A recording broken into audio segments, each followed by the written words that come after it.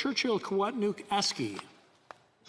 Mr. Speaker, I am asking under Standing Order 52.2 that we have an emergency debate in the House of Commons with regards to the government missing their self-imposed deadline to provide clean drinking water to First Nations.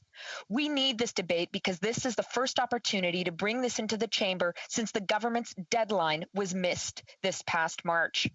But it is more than that. We're now into April, which means that the government has fundamentally broken their commitment to Indigenous peoples. The fact that the deadline imposed by the government has come and gone without resolution is an emergency. The fact that the government refuses to set a date for when this will be solved is an emergency. The lack of clean drinking water is the emergency. There are still 58 emergencies in First Nations as a result of decades of neglect on the part of Liberal and Conservative governments. The government will say they failed because of COVID. But we know this isn't the case. In fact, the Auditor General was clear, quote, Indigenous Services Canada did not provide the support necessary to ensure that First Nations communities have ongoing access to safe drinking water, unquote. It is utterly shameful and beyond cynical that this government will blame their failure on COVID when we know this isn't the case. Debating this is urgent. MPs who represent First Nations know well the problem. Here in northern Manitoba, Tatasqueyak Cree Nation doesn't have clean drinking water, while the government refused to even test for the contaminant that was making people sick, forcing TCN to pay for independent testing.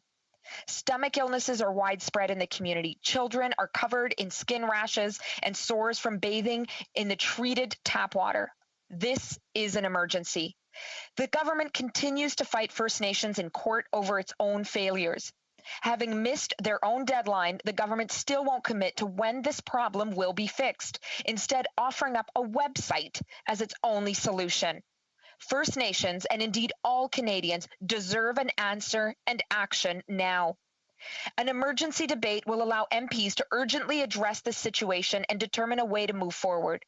It will allow the Government of Canada to hear the deliberations of MPs to develop a more robust strategy, identify where gaps exist in our water testing system, and develop a clear deadline for when all Canadians will have access to clean drinking water without further delay. Thank you. I thank the honourable member for Churchill-Kawatnuke-Askey for her intervention. However, I'm not satisfied that her request meets the requirements of on the standing orders at this time.